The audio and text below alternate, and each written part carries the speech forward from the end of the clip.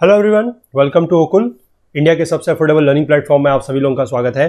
आइए अपने इस full course on Indian economy for UPSC, PCS, SSC exams को हम लोग आगे बढ़ाते हैं।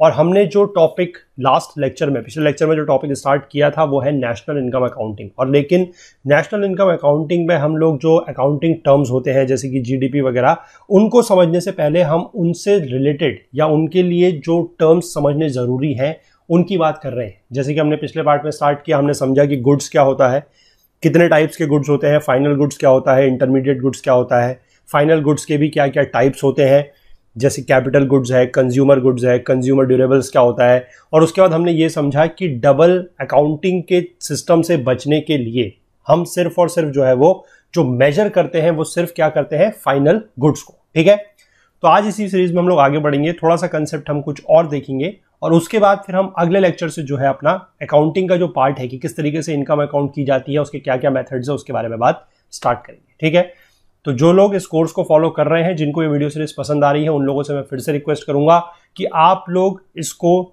ज्यादा से ज्यादा लाइक करें, ज्यादा से ज्यादा लोगों तक पहुंचाएं, शेयर करें। और जो लोग चैनल पर नए हैं उनको भी अगर लग रहा है कि यहाँ पर जो कंटेंट है वो उन लोगों के लिए हेल्पफुल है तो वो लोग भी चैनल को जरूर सब्सक्राइब कर लें और बेल आइकन प्रेस कर लें, सो दैट की वीडियोस के नोटिफिकेशंस वगैरह जो है वो बिल्कुल मिस ना हो। ठीक है, चलिए तो स्टार्ट करते हैं आज का लेक्चर। देखिए, कल जहां पर हमने अपनी बात एंड की थी वो हमने एक चीज में आपको बता रहा था, दैट वाज कि डबल अकाउंटिंग या डबल काउंटिंग से बचने के लिए आपको क्या करना होता है, you just have to count the value of the final goods. ठीक है, अब इसी में हम थोड़ा सा आगे बढ़ते हैं। आज हम कंसेप्ट समझेंगे स्टॉक्स एंड फ्लोज का। थोड़ा सा हमें ये चीज भी समझनी जरूरी है कि स्टॉक्स और फ्लोज जो है वो क्या होते हैं। ठीक है, देखिए यहां पर क्या लिखा गया है कि इनकम है, चाहे आउटपुट है या प्रॉफिट है। ठीक है, इनकम मतलब जो कमाई हो रही है वो, आउटपुट मतलब जो हमारा फाइनल प्रोडक्ट बन के निकल रहा है वो, और प्रॉफिट मतलब जो हम चीजों को अगर बेच रहे हैं, सेल कर रहे हैं तो उससे जो लाभ हो रहा है वो। ये तीनों ही चीजें या तीनों ही कंसेप्ट ऐसे हैं कि इनका सेंस तभी बनता है जब हम टाइम पीरियड को स्पेसिफाई करते हैं। अगर हम कहते हैं कि किसी व्यक्ति की इनकम जो है वो क्या है, 1 लाख रुपए है, तो हमें वो स्पेसिफाई करना जरूरी है कि क्या हम वो जो 1 लाख रुपए की बात कर रहे हैं वो पर मंथ है, वो पर ईयर है या क्या है। ठीक है, क्योंकि ये चीजें जो है तभी हमारा इसका सेंस बनेगा जब हम इसके साथ टाइम पीरियड को जोड़ेंगे। तो जो चीजें टाइम पीरियड के स्पेसिफाई करना, जिनके लिए टाइम पीरियड को जरूरी है, उनको बोला जाता है फ्लोज। ठीक है, because they occur in a period of time. ठीक है, इसके बाद आप यहां पर देखिए एक चीज और दी गई, जैसे कैपिटल गुड्स है या फिर कंज्यूमर ड्यूरेबल्स है, once produced do not wear out और get consumed in a delineated time period. ठीक है, ये चीजें ऐसी है जो बहुत जल्दी आप कह सकते हैं कि क्या नहीं होती है, वियर एंड टीयर नहीं होता है इनका, चाहे वो कैपिटल गुड्स है या वो कंज्यूमर ड्यूरेबल्स है, क्योंकि ये दोनों के दोनों क्या होते हैं, दे आर ड्यूरेबल्स। यहां पर ध्यान रखिएगा, हमने जो है कंज्यूमर गुड्स की बात नहीं की है। क्यों? क्योंकि कंज्यूमर गुड्स हमें पता है दे आर नॉन ड्यूरेबल। ठीक है, तो इनको इसलिए बोला जाता है स्टॉक्स। ठीक, मतलब जो जल्दी से खत्म नहीं हो रहे हैं, they are known as stocks. अब इसको आप समझिएगा, मैं अभी आपको एक एग्जांपल के तौर पर समझाऊंगा। फिलहाल आप ये चीज समझिए, फ्लोज क्या होता है। Flows are defined over a period of time, कि एक पीरियड ऑफ टाइम में जो चीज है that is your flow. Stocks are defined at a particular point of time, एक किसी टाइम पॉइंट पर अगर हम बात कर रहे हैं तो वो है स्टॉक। ठीक, और अगर हम किसी लंबे टाइम पीरियड की बात कर रहे हैं, समय अंतराल की बात कर रहे हैं, तो वो है फ्लोज। ठीक, मैं आपको इसको एक बहुत ही आसान से एग्जांपल से समझाता हूं। सपोज कर लीजिए ये कोई टैंक है, ठीक, पानी का टैंक आप लोगों के घरों में सब जगह होता है, तो मान लीजिए ये वो पानी का टैंक है। ठीक, इसमें ऊपर से एक नल लगा हुआ है जिसके थ्रू इसमें पानी क्या हो रहा है, दिस इज योर इनपुट। ठीक है, यहां से पानी अंदर आ रहा है, दिस इज इनपुट। ओके, और यहां पर एक नल और लगा हुआ है या एक टैप और लगा हुआ है जिससे पानी क्या जा रहा है, बाहर जा रहा है, दिस इज आउटपुट। ठीक है, बहुत सिंपल है। अब देखिए, इसमें से जो पानी आ रहा है और इसमें से जो पानी बाहर निकल रहा है वो क्या है, दोज आर योर फ्लोज, क्योंकि वो किसी टाइम पीरियड में होगा कि कितने टाइम पीरियड में क्या हुआ है, कितना इसमें पानी आया है और कितना पानी इससे बाहर निकला है। इन दोनों का अगर आप डिफरेंस देखेंगे तो वो क्या होगा, दैट विल बी फ्लोज, वो फ्लोज है। अगर आप किसी टाइम पीरियड पर बात करें कि मान लीजिए आप किसी टाइम पर, time t equal to T पर पानी का जो लेवल है वो टैंक पे इतना है। ठीक है, ये मैं बात कर रहा हूं वाटर लेवल की। ठीक है, कि वाटर लेवल जो है इस समय इतना है किसी एक स्पेसिफिक पॉइंट ऑफ टाइम पर, तो मैं क्या बोलूंगा, इस समय पर ये मेरा क्या है, this is my stock of water, है कि नहीं है, दिस इज माई स्टॉक। और यहां से जो चीज फ्लो कर रही है, चाहे वो इनपुट से हो रहा हो, इनलेट से हो रहा हो, चाहे आउटपुट हो रहा हो, दैट इज योर फ्लो। वो कितना फ्लो हो रहा है, यानी कितनी चीज आ रही है, कितनी चीज जा रही है। सिमिलरली अगर हम इसको इकोनॉमी के टर्म्स में बात करें, तो इकोनॉमी के टर्म्स में क्या है कि कितना हमारा जो इनपुट है किसी भी चीज को लेकर, कितना हमारी इकोनॉमी में इनपुट हो रहा है, ठीक है। जैसे मान लीजिए अगर हम एक ये सर्किल बना है, तो इस सर्किल के अंदर कितनी चीज आ रही है, दैट इज योर इनपुट, ठीक है, और कितनी चीज इस सर्किल से बाहर जा रही है, दैट इज आउटपुट, यानी कि उससे कितनी चीज जो है वो बाहर निकल रही है। और किसी स्पेसिफिक टाइम पीरियड में इसके अंदर कितना हमारे पास जो है वो अवेलेबल है, कितना इसके अंदर की अवेलेबिलिटी है, that is your, that will define the stock, ठीक है। आई होप ये कंसेप्ट आपको समझ में आ गया है कि इनपुट और आउटपुट का जो फ्लो है, मतलब जो चीज अंदर बाहर कर रही है, ठीक है, मतलब जो चीज की सिस्टम में आ रही है, सिस्टम से बाहर जा रही है, दैट इज योर फ्लो। और जो किसी टाइम पीरियड पर, किस टाइम पीरियड पर जो हो रही है वो तो फ्लो है, और कोई किसी पर्टिकुलर टाइम पर जो चीज हमारे पास अवेलेबल है वो क्या है, दैट इज स्टॉक, ठीक। जैसे कहा जाता है कि दुकान में या सामान का इतना स्टॉक है, वो क्या है कि उस टाइम पीरियड में हमारे पास इतना स्टॉक है। अब हमारा अगर दुकान में सामान बढ़ रहा है, ठीक है, अगर इनपुट बढ़ रहा है तो क्या होगा, हमारा स्टॉक बढ़ जाएगा, ठीक। अगर हमारा आउटपुट ज्यादा बढ़ रहा है, इनपुट अगर कम आ रहा है, तो सामान का स्टॉक क्या हो जाएगा, कम हो जाएगा। तो इसी तरीके से ये वही चीज है, आपको ये समझना है कि स्टॉक क्या है और फ्लोस क्या है, ठीक। चलिए आगे देखते हैं। एक कंसेप्ट और है, ये भी बहुत इंपॉर्टेंट कंसेप्ट है, कि ग्रॉस और नेट का कंसेप्ट, कि ग्रॉस क्या होता है और नेट क्या होता है, ठीक है। चलिए देखते हैं। Part of the final output that comprises of capital goods constitutes gross investment of an economy, ठीक है। कैपिटल गुड्स क्या होते हैं ये अब आप लोगों को पता है, जैसे कि मशीन्स है, ठीक है, जैसे कि टूल्स है, जैसे कि बिल्डिंग्स है, ठीक, जैसे कि आपका infrastructure like roads, infrastructure like railways, infrastructure like bridges, they all constitute capital goods, ठीक है। क्योंकि कैपिटल गुड्स क्या कर रहे हैं कि capital goods are your investment, ये एक ग्रॉस इन्वेस्टमेंट है इकोनॉमी में, क्योंकि ये क्या होंगे, ये हमारी इकोनॉमी में ऐड होंगे, दीज आर द इनपुट्स, ठीक है। अब यहां पर क्या चीज लिखी गई है, देखिए कि all the capital goods produced in a year, क्योंकि कैपिटल गुड्स को प्रोड्यूस तो करना पड़ेगा, आपको मशीन जो है वो बनानी पड़ेगी, टूल्स बनाने पड़ेंगे, बिल्डिंग बनेगी, रोड्स बनेंगे, सारी चीजें तो प्रोड्यूस होंगी, ठीक है। लेकिन क्या लिखा गया है कि जितना भी कैपिटल गुड्स एक साल के अंदर प्रोड्यूस होगा, वो सारा का सारा क्या करेगा, that do not constitute an addition to the capital stock already existing, ठीक। मान लीजिए आपके पास, आपका कोई शॉप है, मान लीजिए सिंपल एग्जांपल के साथ समझिए, आपकी कोई दुकान है, ठीक है। किसी भी चीज को लेकर अगर आप इसको मान लीजिए, मशीन की अगर हम बात करते हैं, चलिए इसको छोड़िए, आप ले लीजिए कोई इंडस्ट्री है, ठीक है, आपकी मान लीजिए कोई इंडस्ट्री है, उसमें किसी पॉइंट ऑफ टाइम में आपके पास सपोज करिए 10 मशीन है किसी साल में, ठीक। सपोज कर लीजिए 2020 में आपके पास 10 मशीन है। आप जैसे ही 2021 में पहुंचते हैं, आप इसमें 2 मशीन और ऐड करते हैं, ठीक है, 2 मशीन आप इसमें और ऐड करते हैं 2021 में, तो अब आपके पास कितनी मशीन हो जाएंगी, 12, ठीक।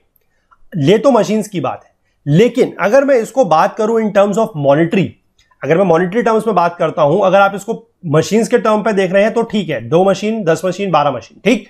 अगर आप इसको मॉनिटरी टर्म्स में देखेंगे तो ये जो 10 मशीन आपकी पहले से चल रही है, इनके ऊपर खर्चा भी तो लगातार हो रहा है। क्यों हो रहा है, क्योंकि ये मशीन्स क्या कर रही हैं, these machines are undergoing wear and tear, ठीक है। तो यानी कुछ पैसा इसमें भी खर्च होगा, कुछ पैसा आपका इसमें भी खर्च होगा, तो आपका जो ग्रॉस इन्वेस्टमेंट है वो क्या होगा, जो ग्रॉस इन्वेस्टमेंट आप ये सारा का सारा ऐड कर रहे हैं वो आपका आगे नहीं बढ़ेगा। आप यहां पर अगर 10 मशीन आपके पास है, मॉनिटरी टर्म्स में बात कर रहा हूं, ठीक है, 10 मशीन की अगर आप बात है और यहां पर 2 मशीन है, सपोज कर लीजिए 10 मशीन की कॉस्ट है, हर मशीन की मिला के 10,000, मतलब 10 मशीन की 10,000, 2 मशीन की 2,000।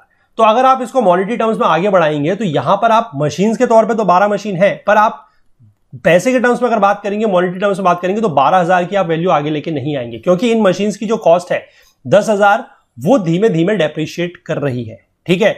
और आप जो यहां पर पैसा खर्च कर रहे हैं 2,000 रुपए, अगर वो आप 2,000 रुपए सिर्फ मशीन्स पे खर्च कर रहे हैं तो ठीक है, अदरवाइज आपको कुछ पैसा जो है वो इन मशीन्स की मेंटेनेंस पे भी खर्च करना पड़ेगा। समझे आप बात को। तो इसलिए यहां पर क्या चीज लिखी गई है कि significant part of the current output of capital goods, कि जितना कैपिटल गुड्स हमारा आउटपुट है उसका कुछ सिग्निफिकेंट पार्ट जो है वो किस में जाता है, इट गोज इन मेंटेनिंग और replacing part of the existing stock of capital goods. वही मैं बता रहा हूं कि जिस तरीके से हमारे पास कुछ मशीन्स अवेलेबल हैं, तो हमें उनके रखरखाव के लिए, उनके वियर एंड टियर को संभालने के लिए, उनकी मेंटेनेंस के लिए भी लगातार पैसा खर्च करना पड़ रहा है।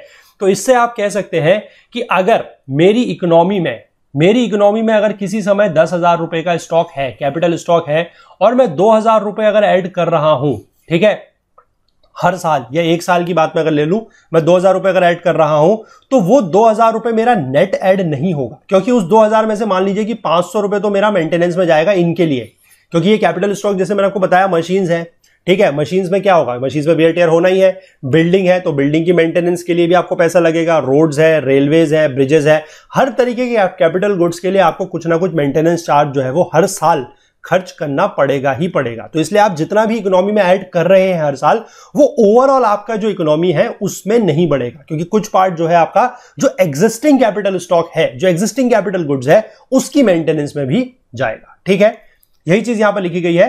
This is because the already existing capital stock suffers wear and tear and needs maintenance and replacement। ठीक है, ये बात आप बिल्कुल यहां से क्लियर आई होप समझ गए होंगे। आगे देखते हैं क्या लिखा गया है।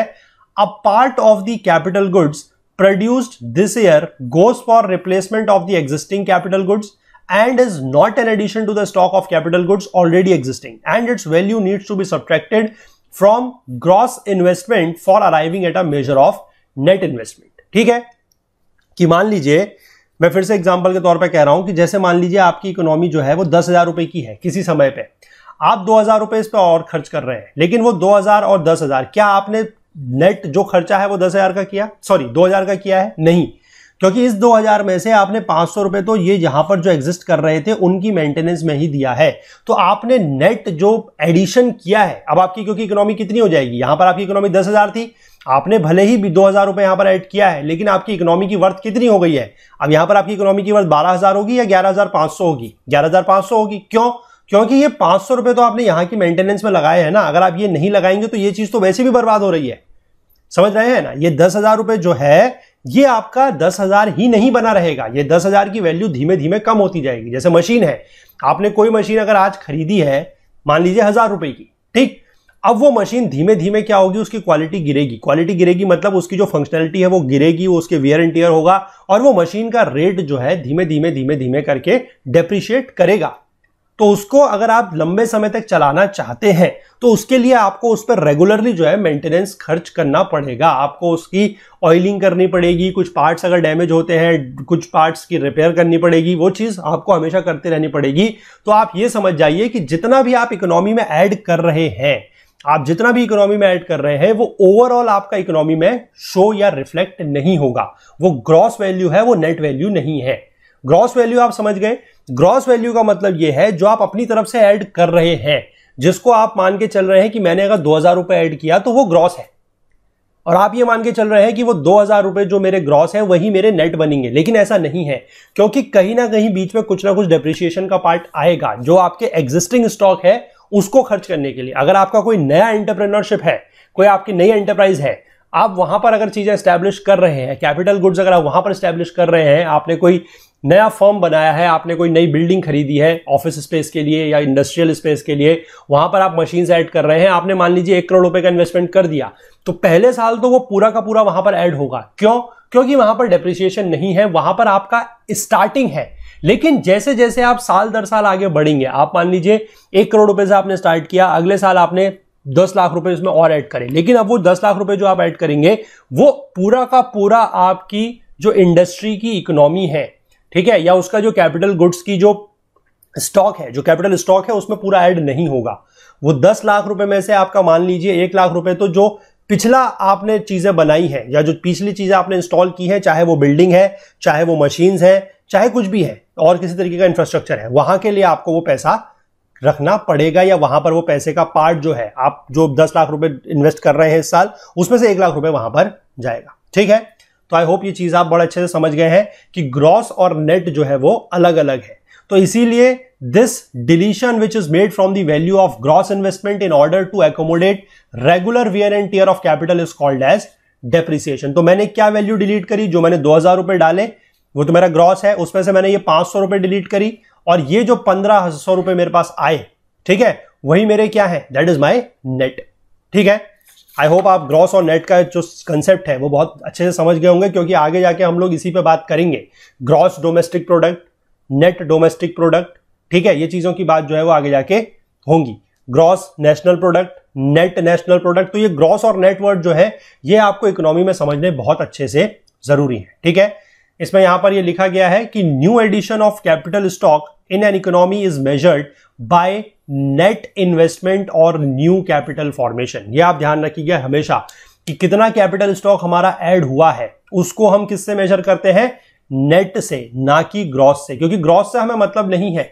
मान लीजिए मैंने इकोनॉमी में अपने 10,000 रुपए की मेरी इकोनॉमी है, अभी की मैं बात कर रहा हूं, मान लीजिए मैंने ग्रॉस उसमें 5,000 रुपए वैल्यू ऐड कर दी, लेकिन अगर मान लीजिए उस 5,000 में से मेरे 3,000 रुपए तो मान लीजिए इसके डेप्रिसिएशन कॉस्ट है जो पुराने वाले हैं, उसकी मेंटेनेंस में खर्च हो गया, तो मेरी इकोनॉमी क्या कितनी 15,000 की हो गई? नहीं, मेरी इकोनॉमी तो सिर्फ 12,000 की होगी ना इस साल। क्यों? क्योंकि 3,000 रुपए का तो मेरा कोई फायदा हुआ ही नहीं, वो मेरा नेट एडिशन तो है ही नहीं, वो तो यहां मेरी इनकी रखरखाव में चला गया, मेंटेनेंस में चला गया है ना। तो आप हमेशा ध्यान रखेंगे कि आपका जो न्यू स्टॉक, और आप इस तरीके से क्या कह सकते हैं कि मेरा न्यू स्टॉक कितना था, यहां 10,000 था, इस साल वो 12,000 दिख रहा है, जबकि मैंने तो 5,000 रुपए ऐड किया है। नहीं, क्योंकि 3,000 रुपए यहां गया है, तो इसलिए नेट एडिशन कितने का हुआ है, सिर्फ और सिर्फ 2,000 का, और वो 2,000 क्या है, दैट इज योर नेट। तो इसीलिए बोला गया है कि आपने जो कैपिटल स्टॉक ऐड कर रहे हो उसको मेजर करोगे आप नेट से, ना कि ग्रॉस से। ये हमेशा ध्यान रखना, ठीक है। चलो, इसीलिए इसके आगे आप यहां पर देखो एक चीज लिख लो कि नेट इन्वेस्टमेंट, कि जितना भी आप अपने फर्म में अपनी इकोनॉमी में इन्वेस्ट करोगे, net investment that will be equal to gross investment. वो ग्रॉस इन्वेस्टमेंट आप जो कर रहे हो, ठीक है, उसमें से आप माइनस करके चलोगे हमेशा डेप्रिसिएशन, ठीक है। तो ग्रॉस और नेट, और ग्रॉस और नेट के कंसेप्ट से निकल के आया कंसेप्ट ऑफ डेप्रिसिएशन, ठीक है। जैसे कि मान लो, मैं आपको एक एग्जांपल थोड़ा सा और यहां पर दिखाता हूं। जैसे कि मान लो आपने कोई मशीन है, ठीक है, कोई अपनी मशीन खरीदी आपने, सपोज करो परचेज्ड टुडे, आपने आज कोई मशीन अपने लिए खरीदी, अपने इंडस्ट्रीज के लिए या कहीं के लिए भी कोई मशीन जो है खरीदी। तो आपने ये मशीन खरीदी, तो ये क्या है, दिस इज योर इन्वेस्टमेंट, ये आपका इन्वेस्टमेंट है, क्योंकि आप पैसा देके इसको खरीदोगे, ठीक है, ये इन्वेस्टमेंट है। अब मान लो वो मशीन चलेगी 20 साल, ठीक है, कितने साल, 20 साल, आज से 20 साल, 20 साल वो मशीन काम करेगी मतलब प्रोडक्शन करेगी, ठीक है। और उसके बाद क्या होगी, वो मशीन हो जाएगी खराब मतलब डैमेज मतलब डिसरिपेयर में चली जाएगी, उसका अब आप रिपेयर जो है नहीं करा सकते, ठीक है। मैं उसको मतलब फाइनल बता रहा हूं कि वो वैल्यू जो मशीन है वो स्क्रैप हो गई, अब उसका कुछ नहीं कर सकते, and needs to be disrepair and needs to be replaced, कि उसको आप रिप्लेस करने के अलावा और कुछ नहीं कर सकते। तो अब आप क्या समझोगे कि आपने जिस अमाउंट पे वो मशीन आज की डेट में खरीदी है, 20 साल में जाके उसकी वैल्यू क्या हो गई, जीरो हो गई। हम इसको क्या कहते हैं, मतलब ये नहीं मान के चले कि उसको हम अदला बदली करेंगे, हमने मान के चले कि वो खत्म हो गई, उसकी वैल्यू जो है वो जीरो हो गई है, ठीक है, डिसरिपेयर में चले गई मतलब जीरो। तो मशीन की जितनी कॉस्ट थी, सपोज कर लो आपने मशीन खरीदी थी 1 लाख रुपए में, ठीक है, और 20 साल में वो उसकी वैल्यू कितनी हो गई है, जीरो। कितने साल में, 20 साल में। तो आप इसको क्या ये कह सकते हो कि हर साल जो मशीन है उसकी वैल्यू 5,000 रुपए डेप्रिशिएट कर रही है? कह सकते हो या नहीं कह सकते हो? इसको आप मेरे को बताइएगा कि कह सकते हैं या नहीं कह सकते हैं। तो इसको मैं बोल रहा हूं कि ये डेप्रिसिएशन है, क्योंकि अगर 1 लाख की मशीन की वैल्यू 20 साल में जाके जीरो हो जा रही है, तो आप कह सकते हैं कि हर साल उसकी वैल्यू 5,000 रुपए कम हो रही है। तो इसलिए डेप्रिसिएशन का जो कंसेप्ट है वो इसी तरीके से यूज होता है, उसको एक ग्रेजुअल प्रोसेस मान के ही चला जाता है, ठीक है। तो डेप्रिसिएशन जो है, this is an annual allowance, ये एनुअल अलाउंस है for wear and tear of a capital good, ठीक है। और इसको आप कैसे निकालेंगे, it is the cost of good divided by a number of year of its useful life, ठीक है। जैसे मैं आपको बता रहा हूं कि 1 लाख रुपए की आपकी मशीन है और 20 साल वो चलने वाली है, ठीक है, 20 साल वो चलेगी, तो आप इसको 20 से डिवाइड कर दीजिए, तो आपकी वैल्यू कितनी आ जाएगी, 5,000 रुपए। यानी कि 5,000 रुपए की आपकी जो है वो हर साल की जो है वो क्या है, this is your depreciation amount, ठीक है। ये हर साल 5,000 रुपए इसकी वैल्यू जो है वो क्या कर रही है, डिप्रिशिएट कर रही है या गिर रही है। तभी तो जो 1 लाख रुपए की मशीन आज है वो 20 साल के बाद जाके उसकी वैल्यू क्या हो जाएगी, जीरो, ठीक है, क्योंकि वो डिसरिपेयर में चली गई, ठीक। ये चीज आप समझ गए। इसके बाद एक कंसेप्ट यहां पर दिया गया है कि depreciation does not take into account unexpected or sudden destruction or disuse of capital as can happen with accidents, natural calamities or other such extraneous circumstances, ठीक है। तो ये भी एक कंसेप्ट है कि डेप्रिसिएशन को बेसिकली हम इन सारे के सारे हालात के हिसाब से नहीं लेके चलते। अनएक्सपेक्टेड कोई चीज हो रही है, ठीक है, कोई सडन डिस्ट्रक्शन हो गया, मान लीजिए एक्सीडेंट वगैरह है, कोई नेचुरल कैलामिटी वगैरह आ गई है, तो उसके हिसाब से हम डेप्रिसिएशन को नहीं लेके चलते हैं। डेप्रिसिएशन को हम पूरा का पूरा ये मान के चलेंगे कि नॉर्मल कंडीशंस में जो हमारी कैपिटल यूज हो रही है, ठीक है, और वो जिस दिन हमने कैपिटल अपने सिस्टम में लेके आए हैं, यानी कि हमने मान लीजिए कोई मशीन इंस्टॉल की है खरीद के आज, और तब से लेकर वो जब तक जीरो पे नहीं आ जाएगी उसकी वैल्यू, हम उसको एक नॉर्मल फेज लेके चलेंगे, और उस नॉर्मल फेज में हम उसकी जो ओवरऑल वैल्यू है उसको डिवाइड करेंगे नंबर ऑफ ईयर्स, उसकी जो लाइफ है, और उसके आधार पर हम उसकी एक एनुअल डेप्रिसिएटिंग कॉस्ट जो है वो निकालेंगे। ठीक है, चलिए, आई होप आप इस चीज को समझ गए होंगे अच्छे से। चलिए, अब मैं आपको आगे एक कंसेप्ट और समझाता हूं, जिसको आप कह सकते हैं कि साइक्लिसिटी का रूल है।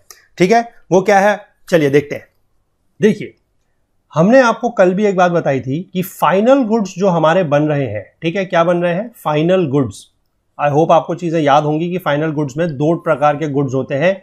One is your consumer goods, ठीक है, एक होते हैं जो कंज्यूमर द्वारा यूज किए जा रहे हैं, और दूसरे होते हैं कैपिटल गुड्स जो एंटरप्राइज वगैरह द्वारा यूज किए जाते हैं। ठीक है, आप पिछले लेक्चर्स को भी रिवाइज करते चलिएगा, अदरवाइज ये चीजें फिर समझ में आपको नहीं आएंगी। ठीक, अब देखिए, अगर हम ओवरऑल इकोनॉमी की बात करते हैं, अगर हम बात करते हैं overall worth of the economy कितना भी है, मतलब उसकी कोई वैल्यू है, तो उसमें दोनों चीजें बननी है, कंज्यूमर गुड्स भी बनेंगे और कैपिटल गुड्स भी बनेंगे। ठीक, चलिए यहां पर थोड़ा सा इसको लिख देते हैं। अगर आई होप आप लोग अगर मान लीजिए भूल गए हो या कुछ भी है, तो ये बेसिकली इसका कंजम्पशन कौन करेगा, this will be consumption of entire economy. ठीक है, क्योंकि इसमें ऐसी चीज है जो कंज्यूमर्स द्वारा यूज होंगी, एंटायर इकोनॉमी द्वारा यूज होंगी, and this will be use by entrepreneur. ठीक है, एंटरप्रेन्योर या एंटरप्रेन्योरशिप आप कह सकते हैं, बिजनेस एंटरप्रेन्योर द्वारा इसका यूज किया जाएगा या इसको खरीदा जाएगा। और किस लिए होगा, दो प्रकार से होगा, ये तो अब आप समझ ही चुके हैं। या तो आपका जो कैपिटल स्टॉक है उसमें एडिशन होगा, ठीक है, और उसका जो कुछ पार्ट है, जो कैपिटल गुड्स का कुछ पार्ट है, वो कहां जाता है, ये भी हम समझ चुके हैं ना, this will go into the maintenance of capital stock. ठीक है, तो दो पार्ट में जाएगा, ये बात हम समझ गए। अब मैं आपको क्या समझा रहा हूं कि ओवरऑल जो हमारी चीजें हैं, ठीक है, जो ओवरऑल हमारा इकोनॉमी का पूरा ओवरऑल है, उसमें से कुछ पार्ट आपका कंज्यूमर गुड्स बनेगा, कुछ पार्ट आपका कैपिटल गुड्स बनेगा। अब कौन सी चीज कितनी बनेगी वो डिपेंड करती है। अगर कंज्यूमर गुड्स ज्यादा बनेंगे तो कैपिटल गुड्स कम बनेंगे, अगर कंज्यूमर गुड्स कैपिटल गुड्स ज्यादा बनेंगे तो कंज्यूमर गुड्स जो है वो कम बनेंगे। ठीक, एक चीज तो ये है, मतलब आप एक तरीके से कह सकते हैं कि इनके बीच में रिलेशन जो है वो वाइस वर्सा है। लेकिन चीजें इतनी ये आसान नहीं है समझने में, इसको एक तरीके से आप और समझिए। मैं आपको इसका एक अलग नजरिया दिखाता हूं।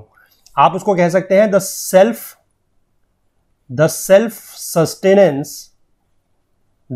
Sustenance and expanding nature of economy. ठीक है, आप इसको ये हेडिंग दे सकते हैं कि self sustenance and expanding nature of economy. देखिए ये क्या चीज है, इसको मैं आपको बड़े अच्छे से समझाऊंगा, थोड़ा सा ध्यान से इसको समझिएगा। ठीक है, देखिए, अगर मान लीजिए कंज्यूमर है, कंज्यूमर किसी सामान को कब खरीदेगा, कंज्यूमर सामान खरीदेगा अपनी डिमांड के अनुसार, जब उसकी डिमांड होगी। ठीक है, कंज्यूमर सामान खरीदेगा कब, जब उसकी चीजों की डिमांड होगी। उसके बाद चीजों की डिमांड कब होगी, उसकी डिमांड जो है वो किस पे डिपेंड करेगी, that will depend upon his income. ठीक है, अगर उसकी इनकम ज्यादा है या उसके पास मान लीजिए पैसा ज्यादा है, तभी वो डिमांड बढ़ेगी उसकी, और डिमांड बढ़ेगी तो वो क्या करेगा, सामान खरीदेगा। ठीक है, मान लीजिए उसकी इनकम जो है ज्यादा है या उसके पास पैसा जो है वो ज्यादा है। ठीक है, ठीक है, इसको मैं लिख देता हूं इस तरीके से कि इनकम उसकी क्या करती है, बढ़ती है, राइज करती है। ठीक है, दिस इज राइज, इनकम उसकी बढ़ रही है, तो उसका क्या होगा, जो कंजम्पशन की डिमांड है या आप कह सकते हैं जो कंज्यूमर की नीड है वो भी बढ़ेगी। कंज्यूमर नीड ऑल्सो राइजेस, और कंज्यूमर की जब नीड बढ़ेगी तो क्या होगा कि ज्यादा सामान की जरूरत पड़ेगी, यानी कि लिख सकते हैं मोर स्टॉक विल बी रिक्वायर्ड। ठीक, मोर स्टॉक इज रिक्वायर्ड, क्योंकि तभी तो इसकी डिमांड को हम पूरा कर पाएंगे जब इसकी डिमांड अगर बढ़ रही है। और मोर स्टॉक अगर रिक्वायर्ड है तो मोर स्टॉक बनाने के लिए हमें क्या चाहिए, मोर स्टॉक बनाने के लिए हमें मोर कैपिटल गुड चाहिए, क्योंकि जब तक हमारे पास कैपिटल गुड ज्यादा नहीं होगा तब तक हम किस तरीके से ज्यादा स्टॉक बना पाएंगे।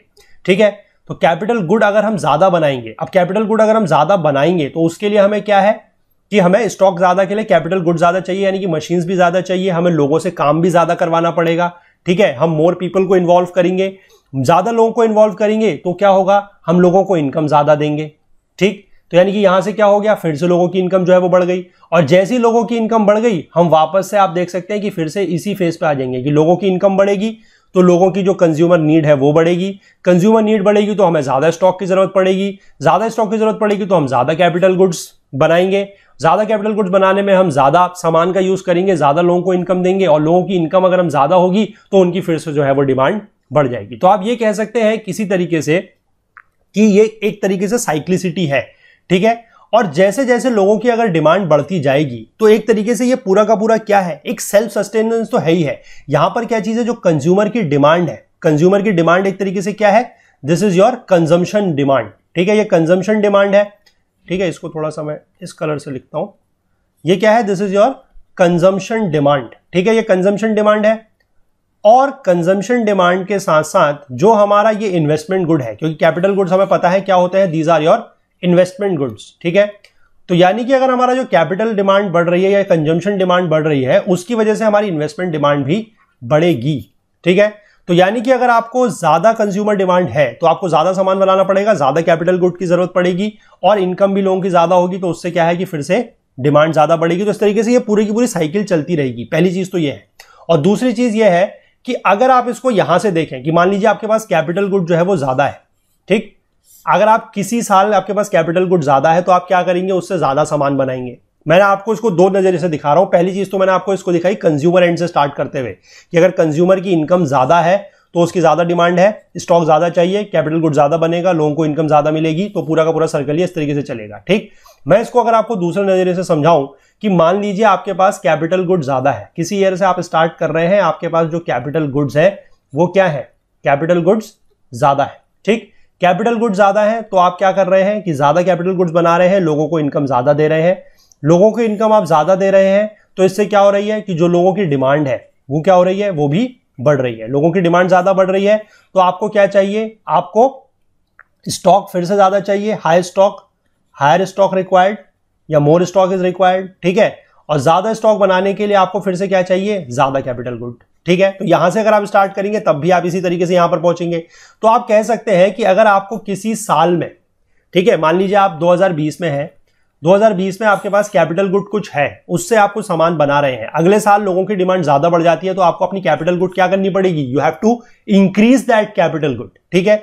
तो ये साइकिल एक तरीके से आप कह सकते हैं कि सेल्फ सस्टेनेंस तो है ही है, सेल्फ सस्टेनिंग साइकिल तो है ही, कि जैसे जैसे कैपिटल गुड बढ़ेगी, लोगों की इनकम बढ़ेगी, डिमांड बढ़ेगी, हायर स्टॉक की जरूरत पड़ेगी, फिर और ज्यादा सामान की जरूरत पड़ेगी, और ज्यादा सामान बनाने के लिए आपको और ज्यादा कैपिटल गुड की जरूरत पड़ेगी। तो ये साइकिल है, और इस तरीके से आप कह सकते हैं कि 2020 में अगर आप कुछ सामान बना रहे हैं, उसके बाद आप पूरा का पूरा साइकिल पहुंचने के बाद आपको ज्यादा सामान की जरूरत पड़ती है, तो आप और ज्यादा कैपिटल गुड इसमें जो है ऐड करेंगे। 2021 में आप इसमें और ज्यादा कैपिटल गुड ऐड करेंगे, तो आपकी कैपिटल गुड किससे बढ़ रही है, इस डिमांड की वजह से, ठीक है। मतलब आप कह सकते हैं जो लोगों की परचेजिंग पावर बढ़ रही है उसकी वजह से। परचेजिंग पावर क्यों बढ़ रही है, क्योंकि लोगों की इनकम बढ़ रही है। लोगों की इनकम क्यों बढ़ रही है, क्योंकि वो ज्यादा काम कर रहे हैं। ज्यादा काम क्यों कर रहे हैं, क्योंकि कैपिटल गुड्स की रिक्वायरमेंट ज्यादा है। तो इस तरीके से आप कह सकते हैं कि ये जो रिक्वायरमेंट है या जो कैपिटल गुड्स की डिमांड है या जो कैपिटल गुड्स है वो अपने आप में क्या करते जा रहा है, साल दर साल एक्सपेंड करते जा रहा है। ये सेल्फ सस्टेनिंग नेचर तो इकोनॉमी का है ही है, साथ में ये एक्सपांडिंग नेचर भी है, ठीक है। आई होप इस चीज को आप अच्छे से यहां पर समझ गए होंगे कि किस तरीके से अगर गुड्स बढ़ रहे हैं, ठीक है। मैंने आपको उसको दोनों एंड से दिखा दिया कि अगर कैपिटल गुड्स से आप स्टार्ट करके चलते हैं तब भी वो बढ़ना है, अगर आप कंज्यूमर नीड से लेकर चल रहे हैं तब भी वो बढ़ना है, ठीक है। और दोनों की दोनों चीजें एक ही है, मैंने आपको बस दो अलग अलग जगह से इसको स्टार्ट करके चीजें समझाई हैं, ठीक है। आई होप आप इस चीज को समझ गए होंगे, ठीक। चलिए आज इसको इतना ही रखते हैं। इस लेक्चर में हमने स्टॉक्स फ्लोस के बारे में समझा, ग्रॉस नेट डेप्रिसिएशन का कंसेप्ट समझा है, और किस तरीके से हमने ये समझा कि इकोनॉमी का जो नेचर है वो सेल्फ सस्टेनिंग भी है और वो एक्सपांडिंग भी है, ठीक। अब हम अगले लेक्चर से जो है चीजों को समझेंगे कि हमारे जो मेथड्स ऑफ इनकम अकाउंटिंग है वो क्या क्या है और किस तरीके से हम अपनी मेथड्स इनकम को जो है वो अकाउंट कर सकते हैं, ठीक है।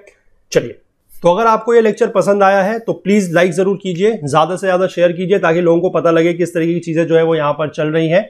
और बाकी मैं आप लोगों से कहूंगा कि जो कोर्स हमारा वेबसाइट पर अवेलेबल है उसमें से कुछ कोर्सेज आप लोग अब देख रहे हैं कि वो पेड हो गए हैं, ठीक है। भले ही अंतर उनमें और जो यूट्यूब पे कोर्सेज चल रहे हैं उनमें वीडियोस का कोई अंतर नहीं है, पर वो पेएबल इसलिए किए गए हैं क्योंकि आने वाले समय में हर कोर्स में जो है आपके नोट्स एंड क्विजेज जो है वो ऐड होंगे, ठीक है। और नोट्स और क्विजेज जैसे जैसे ऐड होते चले जाएंगे तो उन कोर्सेज की फिर वैल्यू जो है वो बढ़ेगी। तो इसलिए आप लोगों को ये फायदा दिया जा रहा है कि आप लोग जितना जल्द से जल्द हो सके उन कोर्सेज में एनरोल कर लीजिए। जितने कम रेट पे आप लोग एनरोल कर लेंगे उतना आप लोगों को उसका आगे जाके फायदा मिलेगा। अदरवाइज बाद में अगर आप लोगों को फिर जरूरत पड़ेगी चीजों की, जब वीडियोज अवेलेबल नहीं होंगे या फिर क्विजेज उसमें ऐड हो जाएंगे, नोट्स उसमें ऐड हो जाएंगे, तो फिर आप लोगों को उसको हायर रेट पे खरीदना पड़ेगा, ठीक है। तो इसलिए जल्द से जल्द आप लोग चाहते हैं कि कम से कम रेट पे आपको चीजें मिल जाए, तो आप लोग जाके जल्द से जल्द उस कोर्स पे एनरोल कर लीजिए, ठीक है। चलिए, बाकी अपने कमेंट्स जो है, अपनी क्वेरीज वगैरह जरूर पूछते रहे, अपने फीडबैक्स वगैरह जरूर देते रहे। और हमसे ज्यादा जुड़ने के लिए हमारा Facebook page, Twitter page, Telegram channel का आप लोग यूज कर सकते हैं। और अगर आप कोई और बात हमसे कहना चाहते हैं, कुछ चीज बताना चाहें, कुछ चीज पूछना चाहें, तो उसके लिए हमारी ईमेल आईडी का यूज भी कर सकते हैं, दैट इज okul.cu@gmail.com, ठीक है। और टेलीग्राम चैनल पे आप हमारा ज्वाइन कर सकते हैं, उसके थ्रू अगर आप लोगों को कोई डाउट्स है, कोई क्वेरीज है, तो वो वहां पर भी आप पूछ सकते हैं, वहां पर भी उसका जवाब दे दिया जाएगा, ठीक है। चलिए, मिलते हैं अगले लेक्चर में, तब तक के लिए अपना बहुत बहुत ध्यान रखिएगा। Please do take care of yourself. Thank you, have a nice day, bye bye.